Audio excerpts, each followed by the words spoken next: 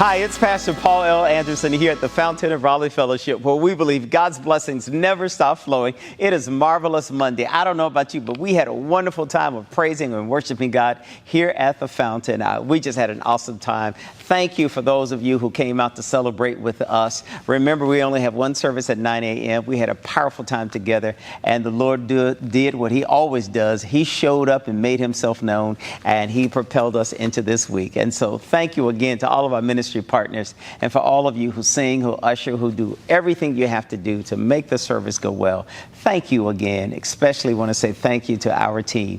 God is such an awesome God, and we give Him all the glory, the honor, and the praise. It's Marvelous Monday. God has a word for us. Today in the book of James, the 4th chapter, verses 8 through 17, it is here that James talks about how important it is for us to come close to God.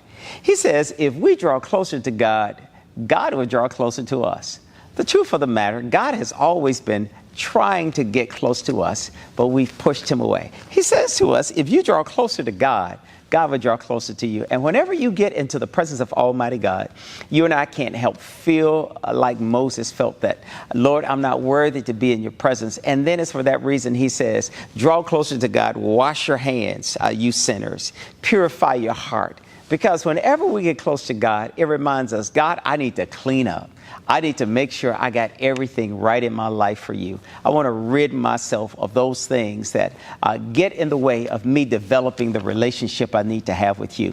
Have you ever noticed in relationships that we have a tendency to avoid people that we don't feel comfortable being around?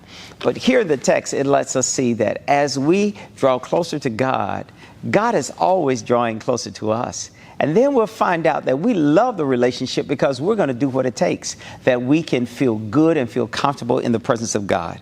And it tells us that we oftentimes can't get there because we have a divided loyalty. We love the world and we say we love God. But have you ever noticed? I don't know about you, but I take an assessment sometime of myself and I ask myself, what do I love the most? And somebody said, whatever you love the most, you spend the most of your time doing.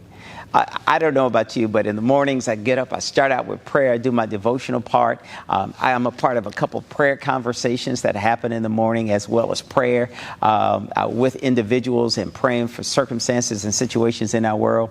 But one of the things that I have found out is that when I do my assessment of myself, especially this time of the year, if I spend more time watching football, if I spend more time tailgating, if I spend more time doing all of those things than worshiping God, fellowshipping in His Word, relating with other Christians, and sharing in prayer, it tells me where my priorities are. You know, it tells me that I say I love God, but seemingly I'm spending more time with football and with all those things that come along with it. Now you know, many of us who have these wonderful teams that we love, and especially when you go to a homecoming. I don't know about you, but I graduated from North Carolina Central University, and I have other siblings that finished at Morehouse and at Johnson C. Smith and at A&T and at UNCG and all those other schools, but especially those HBCUs. When you have homecoming, man, that is a time that you see people coming from everywhere and doing everything. It's amazing how much time we put in getting ready for homecoming. You know, I can remember getting ready to go to homecoming. You made sure you had the outfit that was just right.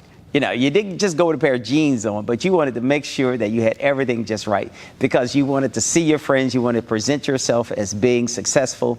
But how much time do we take time in presenting ourselves to God?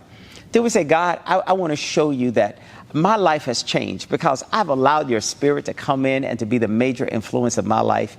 And now, since you're the major influence of my life, I want to draw closer to you. You know, it's amazing how we love to get closer to people, but do we want to get as close to God as we like to get close to people?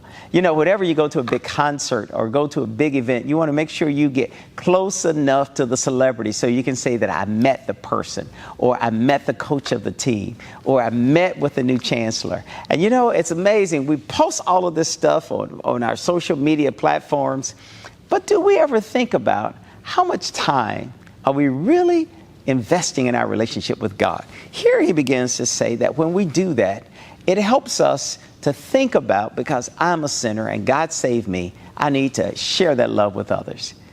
You and I have to remind ourselves, let's not go around thinking that everybody else's relationship is not as great as ours is with God. That's when we start judging.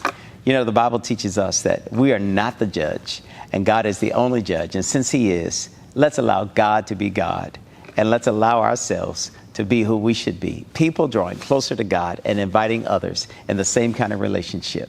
Well, God bless you. Heaven smile upon you. And I look forward to seeing you on tomorrow. To sow a seed to the Fountain of Raleigh Fellowship, visit our newly redesigned website, thefountainofraleigh.org, and select Sow a Seed from the homepage. Also, giving has been made easier with the new Fountain of Raleigh app, available now in the Apple App Store and Google Play Store. Download today, select Giving from the main menu, and then follow the directions to complete your giving through Subsplash. Thank you so very much for all of your gifts and donations that you've given to the Fountain of Raleigh Fellowship. We thank you for what you've done in the past, what you're currently doing, and what you will do in the future. Your gifts and donations helps us to spread the gospel of Jesus Christ, not only locally, but throughout the world. Thank you again for your gifts, and may God continue to richly bless you. It is here at the Fountain that we believe that we are exceedingly and abundantly blessed, and may you receive those blessings that God has in store for you.